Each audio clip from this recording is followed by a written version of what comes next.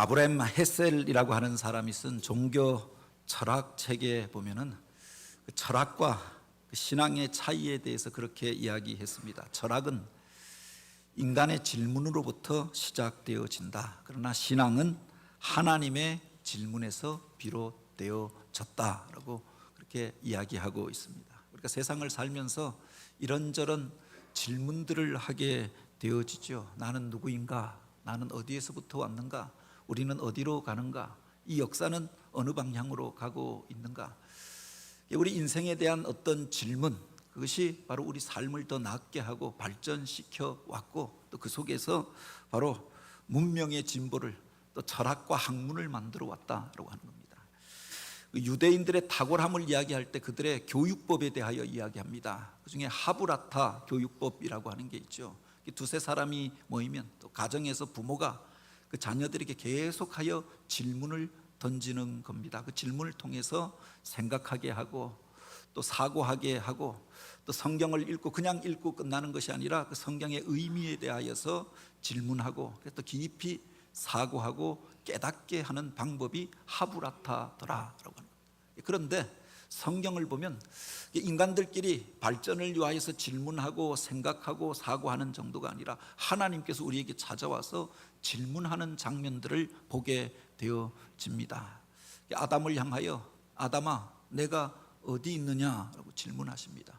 그가 무엇을 잘못하였다라고 그렇게 정죄하고 심판하기 전에 스스로 깨달을 수 있도록, 돌이킬 수 있도록 질문을 하시는 겁니다. 가인에게 찾아와서 내 아우 아벨이 어디 있느냐라고 질문하시죠. 몰라서가 아니라 스스로 깨닫고 돌이키기를 기대하시는 하나님의 마음이 담겨져 있지 않습니까? 주님께서 제자들을 향하여 무언가 중요한 진리를 깨닫게 하실 때에 질문을 던지십니다. 세상이 나를 누구라 하더냐? 너는 나를 누구라 하느냐? 질문하시는 거죠. 그 속에서 우리가 더 깊은 그 교제의 자리로, 또 진리의 자리로 우리가 나아가게 되어지는 것 아닙니까? 때때로 우리가 세상에 어떤 보여지는 사건들을 통하여, 또 놀라운 일들을 통하여 질문을 하게 될 때가 있습니다. 이번에 휴가를 이용해서 다시 한번 이제 북한 선교 비전 트립이라고 해서 우리 교단에서 하는 그 프로그램에 두 번째로 참여했는데, 사실은 네 번째로 그 연변 지역, 그리고 과거에는 두만강 지역을 갔었고 이번에 처음으로 압록강 지역을 이렇게 교단 목사님들과 함께 같이 여행하는 기회를 가졌습니다. 2012년인가요? 그때 전에 있던 교회에서 우리 학생들을 데리고 이 학생들에게 비전을 심어줘야겠다라고 생각하고, 마침 속초에서 그 러시아의 블라디보스토크 외곽에 있는 작은 항구 자루빈으로 가는 배가 있어서 그 배를 타고 겨울 수련회에 담임 목사가 아이들을 데리고 갔습니다. 그리고 그곳에서 처음 북간도 지역을 방문하였는데, 그때 아이들에게 비전을 심어 주었던 것도 있지만 제 자신이 바로 우리 조국의 현실에 대하여서 새삼 깨닫게 되는, 지리적인 감각을 갖게 되어지는 기회였던 것 같습니다. 우리가 이게 잘 살고 있다라고 생각하는데, 이 나라를 한반도라고 이야기하는데 사실 그 반도의 북쪽이 그렇게 차단되어져 있어서 섬나라처럼 살고 있잖아요. 외국에 가려고 하면 배를 타지 않고는, 비행기를 타지 않고는 갈 수 없는 나라가 되어져 있잖아요. 우리가 젊었을 때는 해외여행도 자유롭지 못하여서 외국에 그렇게 나가본 적도 없습니다. 그런데 나가서 만주벌판을 이렇게 지나가면서 두만강 여역을 보면서 그 북쪽에 우리 동포들이 살고 있음을, 그 북쪽에도 수많은 동포들이 바로 만주벌판에서 살아가고 있음을 확인하면서 안타까운 마음들을 품고 기도하였던 적이 있습니다. 그리고 두 번째 방문하였을 때에는 그때 마침 전국이 또 조금 좋아져서 이른바 보수 정권이라고 하는 박근혜 정권에서 통일은 대박입니다 대통령이 이야기하고, 가장 또 여기에 대해서 반통일적이다라고 생각하였던 조선일보까지도 통일이 이 시대의 민족의 미래를 여는 길이 될 것이다, 그런 사설을 읽고 이제 그날이 다 되었다 그런 생각을 하고, 두 번째 방문할 때 가슴 벅찬 마음으로 그 교회 성도들과 함께 백두산을 오르면서 찬송하며 올라갔던 기억이 있습니다. 정말 다 열려지고 다 그렇게 된 것처럼 생각하였습니다. 그리고 다시금 10여 년이 지나고 이곳에 오게 된 겁니다. 이번에 다시금 백두산을 올라가며 압록강 건너편에서 그곳에서 생활하는 북쪽 사람들을 보면서 이번에는 무슨 뜨거운 마음도 아니고 또는 그렇게 그 미래에 대한 설레임도 아니고 의문으로 가득한 마음으로 이 여행에 참여하게 되었던 겁니다. 과연 통일이라고 하는 게 가능한가? 그곳에 다시금 교회가 세워질 수 있겠는가? 70년이 넘게 갈라졌던 이 사람들이 진짜 하나가 되어서 다시금 살아갈 수 있겠는가? 마음속에 의구심으로 가득한, 어쩌면은 그 10여 년 전에 품었던 그 뜨거운 마음들이 많이 식어진 모습으로 질문과 의문으로 가득하게 바로 그것을 방문하게 되었던 겁니다. 두만강은 가면은 안양천 정도 이렇게 좁은 길입니다. 그래서 수많은 탈북자들이 바로 두만강을 넘어서 탈북했다라고 하죠. 그런데 압록강은 그렇게 가깝지가 않습니다. 한강보다 더 넓습니다. 건너편이 까마득하게 보입니다. 배를 타고 가까이 접근해서 보면 그곳에서 농사 짓는 사람들, 보초 서는 군인들, 그리고 배 타고 무엇인가 잡는 사람들을 볼 수가 있는 겁니다. 까마득하게 멀어진 거리처럼 느껴져서 더욱 안타까운 마음이 있었던 겁니다. 마침 올해가 신의주를 우리 교단에서 바라다 보이는 단둥으로 간다라고 해서 올해 같은 경우에는 바로 그 신의주 땅을 품고 우리가 기도하고 있으니 먼저 가봐야겠다라고 생각했습니다. 갔는데 마침 그날 우리가 단둥에 간 날 김정은이가 바로 신의주에서 단둥으로 건너온다. 그래서 밖으로 나가지 마시라. 그 압록강 강변에 가서 기도하려고 나가는데 위원장이나 만류하는 겁니다. 나갔다가 문제가 생길지 모른다. 그래서 지금 단둥 시내가 엄청 상엄하다라고 하는 겁니다. 그곳에서 우리가 기도하고 왔는데 나중에 여행사 대표가 조사를 받으러 같이 오지 못하고 왜 이곳에서 기도했는가, 뭐라고 기도했는가, 모여서 뭐라고 목사가 이야기하던가, 그것 때문에 조사받느라고 한 분이 나오지 못했습니다. 바로 그런 상황에서 바로 건너편 신의주 땅을 바라보고 압록강을 거슬러 올라가면서 찹찹한 마음들을 가질 수 있었던 겁니다. 그런데 생각하게 되어지는 게 내가 가졌던 의문이 아니라 하나님께서 저에게 그런 질문을 던지시는 것 같는 겁니다. 인자야, 정말 통일이 가능하다고 생각하느냐? 정말 그곳에 교회가 재건될 수 있다고 생각하느냐? 저의 생각을 물으시는 것 같은 겁니다. 얼마 전에 구글 어스라고 하는 것을 통해서 요새는 하늘에서 그곳 그 내용들을 다 들여다보는 그런 프로그램들이 있잖아요. 인공위성을 통해서 북한 땅을 다 비추어 주는 겁니다. 작년까지만 하여도, 작년 초까지만 하여도 우리가 기도하던 그 신의주 땅, 그리고 우리가 재건하기를 원하는 신의주 동부교회, 그 자리에 교회가 있었습니다. 건물이 있었습니다. 바로 7, 8년 전에 북한을 다녀왔던 분이 다른 교회들은 다 무너졌는데 신의주 동북교회는 그게 지금은 무엇으로 쓰는지 모르겠는데 그 건물이 그대로 있더라. 신의주 외곽에 그 건물이 우뚝 세워져 있더라. 가서 교회에서 접수만 하면 예배 드릴 수 있겠더라. 희망에 부풀어 있었습니다. 그런데 얼마 전에 여행 가기 전에 구글 어스로 검색을 해보니까 그 건물이 없어져 버린 겁니다. 1년 사이에.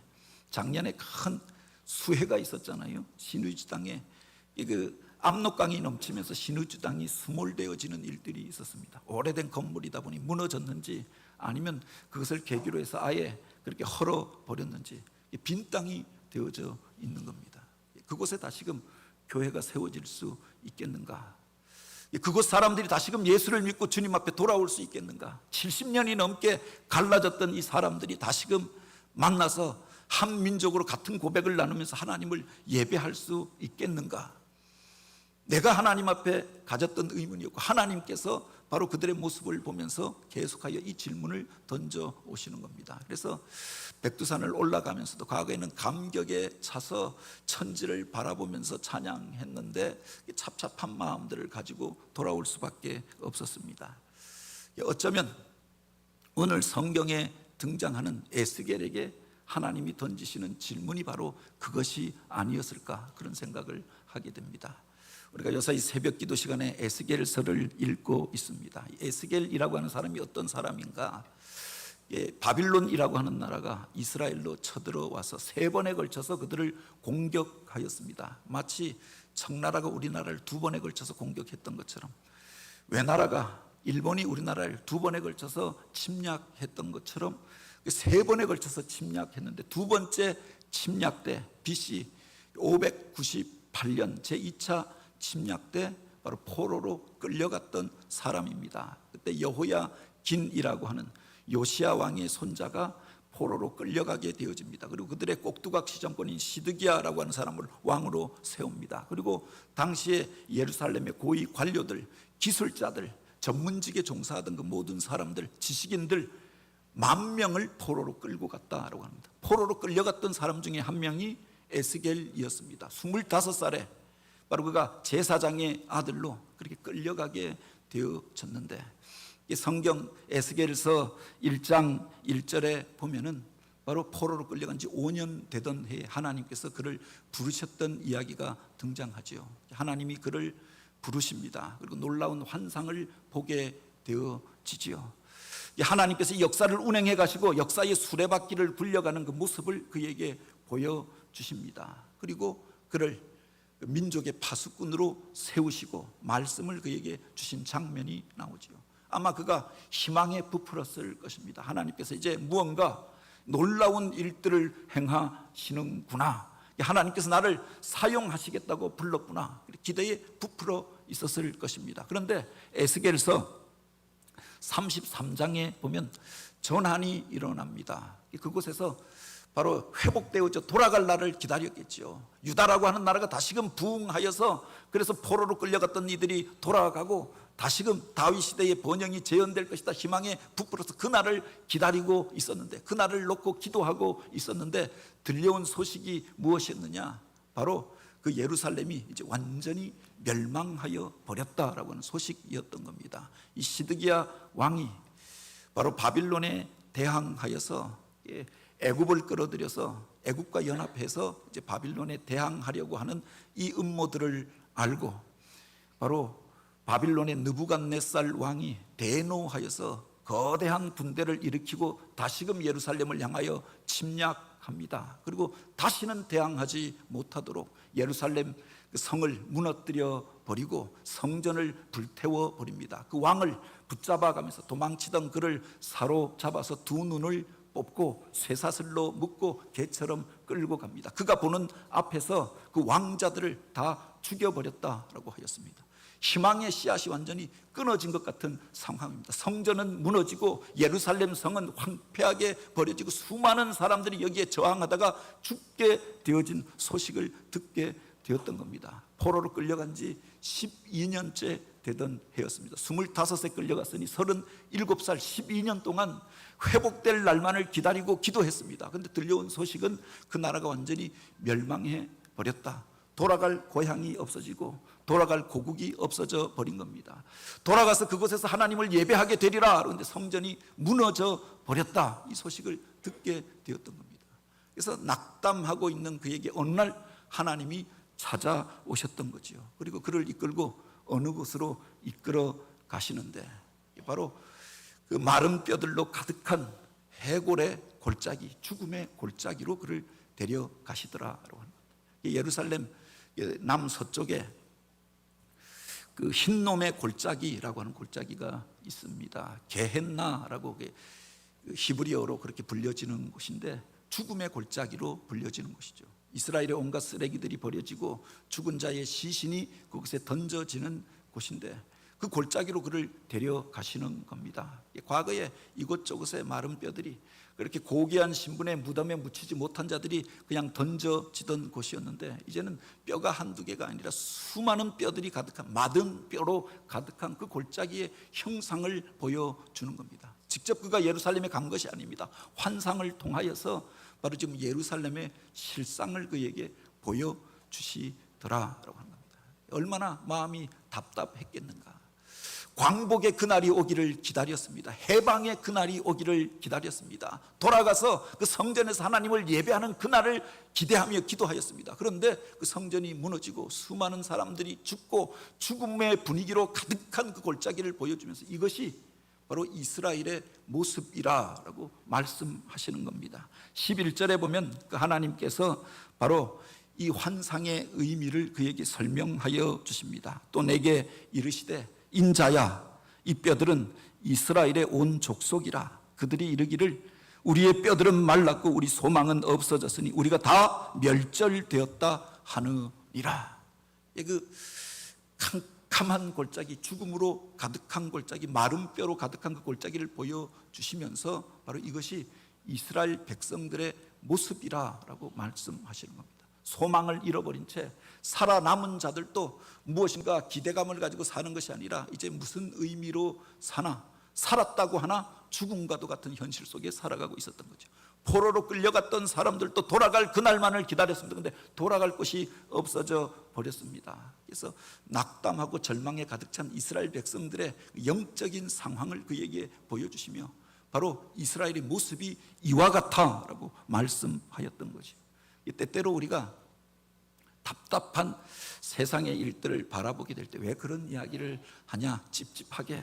그래서 세상에 대해서 어두운 구석에 대한 이야기들을 이야기하면은 그 일에 대해서 꺼려하는 이들이 있습니다. 북한에 대한 이야기를 하면은 이제 우리랑 상관없는 사람들인데 그냥 우리끼리 행복하게 살자, 그렇게 이야기할 때도 있죠. 이 땅 가운데에서 비참한 일들이 벌어져서 그들을 돕자라고 이야기할 때도 여기에 대해서 마음을 내게 하지 않는 이들도 있습니다. 그런데 하나님께서 굳이 에스겔로 부르셔서 이제 12년 되어졌으면 포로 생활에도 적응하였을 때입니다. 그런데 그들의 실상을 보여주시면서 이스라엘 백성들의 모습이 이와 같다라고 이야기하십니다. 그들의 뼈는 말랐고 우리 소망은 없어졌으니 우리가 다 멸절되었다. 세상에서 희망을 찾지 못하고 살아가는 그들의 현실에 대하여 깨닫게 하여 주시더라.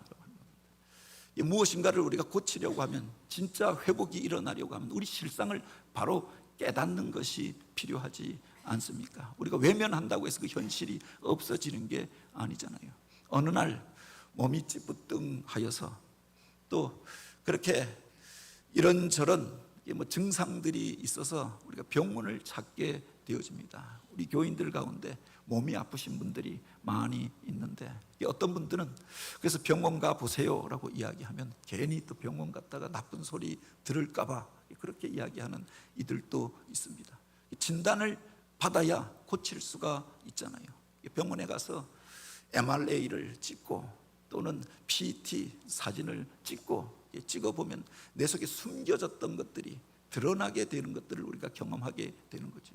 하나님께서 그들의 실상은 겉으로는 멀쩡한 것 같고 포로로 끌려와서 그곳에 잘 적응하고 있는 것처럼 보여지는 그 사람들에 대하여 전쟁이 끝나고 이제 그 땅에 더 이상 전쟁이나 싸움이 없이 그냥 평온해졌다라고 하는 소식을 들었는데 그게 아니라 그곳에 살고 있는 사람들의 실상이 무엇인가라고 하는 것들을 그렇게 보여주시면서 내가 그것을 알라라고 말씀하시는 겁니다. 그리고 그에게 바로 이 질문을 던지셨던 겁니다. 에스겔아, 인자야, 이 뼈들이 능히 살 수 있겠느냐? 이미 죽어서 오래되어서 마른 뼈가 되어졌습니다. 소망이라고는, 생기라고는 찾아볼 수 없는 그것들을 보여주시고 이 뼈들이 살겠느냐라고 말씀하시는 겁니다. 주님의 그 질문 앞에 오늘 우리라고 하면 무엇이라고 대답하였을까? 이번에 전에 갔던 것이 북간도라고 하면 백두산에서 서쪽 지역을 가리켜 서간도라고 이야기합니다. 근데 사실은 그 북간도보다는 서간도 지역이 압록강이 건너기가 더 힘들기 때문에 조선족이 그렇게 많이 살지는 않습니다. 그런데 지반이라고 하는 곳에 가니까 바로 우리 조선족 가게들도 있고 조선족의 유적들도 남겨져 있는데 그것이 어디냐? 우리 고구려의 그 두 번째 수도였던 국내성이라고 하는 곳입니다. 바로 앞에 압록강이 흘러갑니다. 양쪽으로 장백산맥이 그렇게 뒤쪽으로 있습니다. 양쪽으로 막혀져 있어서 그야말로 천혜의 요새이면서 넓은 평원이 있어서 국가의 그렇게 수도가 될 만한 곳이었죠. 나중에 그 고구려가 더 커지면서 장수왕 때 평양으로 그렇게 수도를 이전했다라고 하잖아요. 근데 그곳에 가서 보니까 그것이 이제 우리 한국 땅도 아니고 또 북한 땅도 아니다 보니까 중국 땅이다 보니까 유적들이 개발되지 않고 그대로 버려져 있는 겁니다. 무슨 장수왕 무덤 정도가 나중 사람들이 보존해서 장군총이라고 하는 모습으로 형태를 유지하고 있고, 무슨 그 광개토 대왕릉이라고 이야기하는데 가서 보니까 그냥 돌무더기만 있는 겁니다. 산 하나가 이렇게 있는데 사람들이 그냥 아이들이, 동네 아이들이 그래서 미끄럼 타고 뛰어놀던 동산이라고 하는 겁니다. 근데 내려가 보니까 돌들이 있고 광개토 왕릉이라고 하는 게 밝혀지고 그 바로 앞에 광개토 대왕비가 있는 겁니다. 그런데 돌들이 다 무너져 있는 겁니다. 그쪽에서 국내성의 북쪽으로 보니까 집안 그 시 북쪽으로 돌무더기로 가득한 능선이 있는 겁니다. 보니까 그게 바로 고구려 왕들의 무덤이고 귀족들의 무덤이다. 남겨진 것은 아무것도 없습니다. 돌무더기만 가득한 겁니다. 그래서 이렇게 피라미드 모습으로 이렇게 여기저기에 돌무더기들이 있는데 바로 그곳에서 한 무덤이 열려 있어서 안을 들여다보는 겁니다. 사람이 누워있던 자리, 석관의 자리가 있고 그곳에 아마 유적들은 누가 다 발굴해 갔겠지요. 그래서 그 무덤의 흔적만 남겨져 있는 겁니다. 그곳에 가서 이 나라가 다시 설 수 있겠느냐? 다 무너져서 돌무더기만 있는데 시체도 다 썩어져 버려서 그 흔적만 남겨져 있는데 저들이 다시금 일어날 수 있겠느냐 묻는다라고 하면 무엇라고 대답하겠느냐라고 합니다. 이미 이스라엘이라고 하는 나라는 망해 버렸습니다. 예루살렘은 다 불타 버렸고 그 왕계 마지막 왕은 그렇게 죽어 버렸습니다. 이 나라에 소망이 있느냐? 그를 향하여서 묻고 계신 겁니다. 그때 에스겔이 무엇라고 대답했느냐? 오늘 본문에 보면 이렇게 기록하고 있지요. 그가 내게 이르시되 인자야 이 뼈들이 능히 살 수 있겠느냐 하시기로 내가 대답하되 주 여호와여 주께서 아시나이다. 하나님 앞에 에스겔이 대답하였던 것이 있습니다. 주 여호와여 주께서 아시나이다. 영어로 보면 O Lord God you knowest 이렇게 되어져 있습니다. 감탄사가 먼저 나오고 나는 알 수 없지만, 나는 할 수 없지만, 인간적으로 보면 불가능한 일이 아닙니까? 이미 죽어버렸고 뼈가 바짝 말라서 살아날 기미가 없습니다. 인간적으로는 불가능한 일이잖아요. 세상적인 방법으로 살려낼 도리가 없습니다. 그래서 못합니다, 안 됩니다, 그렇게 이야기할 수도 있었습니다. 그런데 그는 그렇게 인간적인 방법을 생각하고 말하였던 것이 아니라 하나님께서 아십니다. 하나님 안에 방법이 있습니다. 하나님께서 하시면 하실 수 있습니다. 바로 이 말을 하고 있습니다. 오 주여, 주님 안에 그 능력이 있습니다.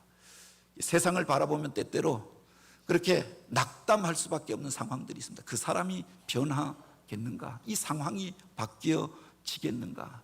내 이 연약한 육신의 병이 고침받을 수 있겠는가? 인간적으로 생각하면 불가능한 일이죠. 병원에서도 그렇게 이야기했습니다. 방법이 없습니다 라고 이야기했습니다. 그런데 그 사람이 어떻게 다시금 살아날 수 있겠는가?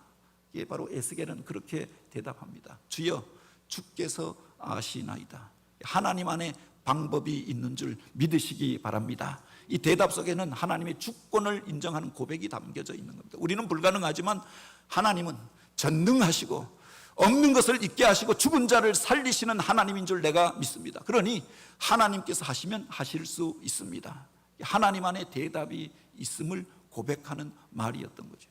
그 속에는 하나님을 향한 간구와 기도가 같이 담겨져 있다. 주께서 아십니다. 바로 주님께서 행하실 수 있습니다 라고 고백하고 있었던 거죠. 하나님께서 듣기를 원했던 대답이 바로 여기에 있었던 것이 아닌가. 세상 바라보면서 할 수 없다, 안 된다, 끝이다 라고 이야기하는 게 아니라 하나님 안에 방법이 있습니다. 하나님께서 개입하여 주셔야 일이 될 줄 믿습니다. 오늘 우리 안에 답답한 일들이 있습니까? 그렇게 하나님 앞에 맡기며 나아가는 계절이 되길 원합니다. 출애굽기 14장에 보면 이스라엘 백성들이 출애굽하여서 나왔는데 앞에 바라보니 홍해 바다가 놓여져 있고 그렇게 건너갈 수 없는 저 먼 곳으로 아득한 땅이 있습니다. 뒤에서는 애굽 군대가 쫓아옵니다. 양쪽으로는 산악이 가로막혀 있어서 도망갈 길이 없습니다. 사람들이 불안해하고 요동하고 그렇게 그들 가운데서 원망과 불평이 터져나올 때 모세가 하였던 말이 있죠. 너희는 가만히 있어 여호와께서 오늘 행하시는 구원을 보라. 무엇 하려고 하지 말고 내가 무엇 하겠다고 그렇게 행하지 말고 무엇라고 판단하고 이야기하지 말고 차라리 가만히 있어서 하나님께서 행하시는 일들을 보라. 하나님 앞에 맡기고 하나님을 의뢰하라. 그들이 그래서 하나님 앞에 맡겼더니 급하고 강한 바람이 불어와서 바다의 길을 내고 그들을 그곳으로 건너게 하셨던 것 아닙니까? 오히려 그곳으로 이끄셨던 하나님의 섭리와 뜻을 깨닫게 되어졌던 것. 다시는 애국 군대가 그들을 쫓아오지 못하도록 그 자리에서 그들을 완전히 멸절시키시고 그들을 구원하신 줄 믿으시기 바랍니다. 어떤 때에는 우리가 내가 하겠다고 막 요동치다가 일을 더 복잡하게 만드는 경우가 얼마나 많이 있습니까? 막혀진 자리 가운데서 답답하고 힘든 현실 가운데서 하나님께서 아십니다. 내 모든 사정을 아시는 주님께서 해결해 주십시오. 내 안에는 방법이 없고 능력도 없지만 하나님 안에 능력이 있고 방법이 있는 줄 믿습니다. 하나님 앞에 맡길 때 하나님의 역사가 나타나게 되는 줄 믿으시기 바랍니다. 그래서 우리가 가만히 있으라, 아무것도 하지 말라, 이게 아니라 그 뒤에 보면 하나님께서 그렇게 고백하는 그에게 바로 이렇게 말씀하십니다. 너는 이 모든 뼈에게 대언하여 이르기를 너희 마른 뼈들아 여호와의 말씀을 들을지어다. 주 여호와께서 이 뼈들에게 말씀하시기를 내가 생기로 너희에게 들어가게 하리니 너희가 살리라. 이 말을 대언하라 라고 말씀하시는 거예요. 너의 말을, 너의 생각을, 너의 느낌을 이야기하는 게 아니라 내가 너희에게 주는 그 말을 그 백성들에게 대언하여 대신하여 전하라 라고 명령하였던 거예요. 바로 예언자가 그런 사람들 아닙니까? 하나님의 말씀을 맡아서 전하는 사람이 예언자였다. 파수꾼이 자기 느낌을 이야기하는 것이 아니라 오늘 좀 기분이 안 좋던데, 느낌이 안 좋던데 그렇게 잠자지 말고 준비하십시오, 이게 아니라 보여지는 것들을 전하는 사람이 파수꾼이 아닙니까? 하나님께서 주신 말을 그에게 대언하라라고 이야기합니다. 하나님의 말씀을 그대로 대언하였더니 그가 보게 되었던 놀라운 광경이 있죠. 마른 뼈가 되어져서 죽은 지 오래 되어져서 생기라고 찾을 수 없었던 그 뼈들이 하나님의 말씀을 대언하였더니 너희는 이 여호와의 말씀을 들을지어다 라고 선포하였더니 그 뼈들이 서로 연결되어져서 서로 떨어져서 생명이라고는 찾을 수 없었던 그들이 서로 연결돼서 일어나더니 나중에 보면 거룩한 군대가 되어지더라. 그 속에서 하나님께서 그에게 이 죽음과도 같은 자리 가운데 소망을 잃어버린 백성들이 어떻게 일어나는가, 그것을 그에게 보여주셨던 거죠. 낙담하고 절망하고 그 민족의 운명이 끝났다라고 이야기하는데 바로 그들이 어떻게 회복되어질 것인가, 믿음의 사람들이 해야 할 일들이 무엇인가, 이것을 그에게 가르쳐 주었다라고 합니다. 여호와의 말씀을 대언하라. 너희는 여호와의 말씀을 들을지어다. 주의 말씀은 살았고 운동력이 있어 좌우에 날성 검과 같이 예리하여 우리의 혼과 영과 관절과 골수를 찔러 쪼개며 우리들의 생각과 또 마음을 감찰한다라고 했습니다. 생명을 살리는 능력이 하나님의 말씀 안에 있는 줄 믿으시기 바랍니다. 그 말씀으로 세상이 창조되어졌고 하나님의 말씀대로 이 역사가 굴러가고 있는 것 아닙니까? 그래서 우리가 하나님의 말씀을 읽고 묵상하는 거죠. 하나님께서 이 역사를 어디로 이끌어 가실 것인가, 오늘 우리를 어떻게 구원하시고 하나님께서 우리에게 맡기신 우리를 통하여 원하시는 바가 무엇인가, 그것을 깨닫기 위하여 말씀을 묵상하잖아요. 사실은 이스라엘 백성들의 회복의 운동이 일어났던 때가 바빌론 포로기였다라고 합니다. 우리가 지금 성경을 가지고 읽고 있습니다만 이 성경이 기록된 때가 언제인가? 모세를 통하여 계시의 말씀을 주셨지만 이미 그 수천 년의 역사 가운데 다 잊혀지고 또 잃어버린 바 되어졌습니다. 하나님의 말씀을 떠남으로 인하여 이 백성이 망하게 되었다. 아모스가, 호세아가 그렇게 외치고 호소하지 않았습니까? 이 백성이 여호와를 아는 지식이 없어서 망하게 되었다. 저들이 주림이 양식이 없어 주림이 아니야, 물이 없어서 가람이 아니라 여호와의 말씀을 듣지 못한 기간이라고 했습니다. 그들의 문제가 어디서부터 오느냐? 하나님의 말씀을 떠나면서 믿는다고 하는데 우상 앞에 가서 절하고 엉뚱한 것들을 쫓아가며 망하는 길로 행하다가 그 나라가 갈라지고 분열되어지고 그리고 포로로 끌려가고 완전히 그 성전은 무너지게 되어졌던 것 아닙니까? 말씀으로 돌아가자라고 하는 운동이 일어났던 것이 바빌론 포로기였다라고. 유대인들이 7가족만 모이면은 회당을 만든다라고 이야기합니다. 그 회당이 만들어졌던 것이 바로 바빌론 포로기였다라고 하는 겁니다. 성전이 무너졌습니다. 어떻게 하나님 신앙을 지키고 다음 세대에게 하나님 신앙을 가르칠 것인가? 우리가 왜 망하게 되어졌는가? 하나님의 말씀을 떠남으로 망하게 되었다. 그래서 7가정만 모여지면, 한 구역만 되어지면 회당을 만들어서 그곳에서 바로 우리 자녀들을, 다음 세대를 말씀을 가르칩니다. 그 부모들이 함께 모여서 예배합니다. 성경을 배우고 나누고 토론합니다. 그곳에서 그 지혜의 말들을 나누었던 것을 모아놓은 게 탈무드였던 거죠. 그 자녀들을 가르치는 방법으로 개발된 것이 하브라타라고 하는 겁니다. 그들이 지혜로운 백성으로 다시금 일어날 수 있었던 이유가 바로 여기에 있었던 거죠. 이 백성이 다시금 일어나고 다시금 하나님이 주시는 부흥을 경험하는 비결도 바로 여기에 있는 줄 믿으시기 바랍니다. 하나님의 말씀이 능력 있게 선포될 때, 그 말씀 붙잡고 그들이 기도할 때 바로 거룩한 부흥이 이 땅 가운데서 일어났습니다. 1907년 평양 대부흥 운동을 이야기할 때 말씀 사경회로 모였던 겁니다. 말씀 배우러 모였습니다. 떠듬떠듬 외국인 선교사가 성경 말씀을 읽어주고 이야기합니다. 사모하며 듣고 바로 내가 이 죄 때문에 망하게 되었다, 애통하며 자기의 죄를 고백하고 떼굴 구르면서 그들이 하나님 앞에 통회합니다. 성령이 그들에게 임재하시고 거룩한 부흥이 일어나게 되어졌는데, 그때가 이 나라가 망해가던 시기였던 것 아닙니까?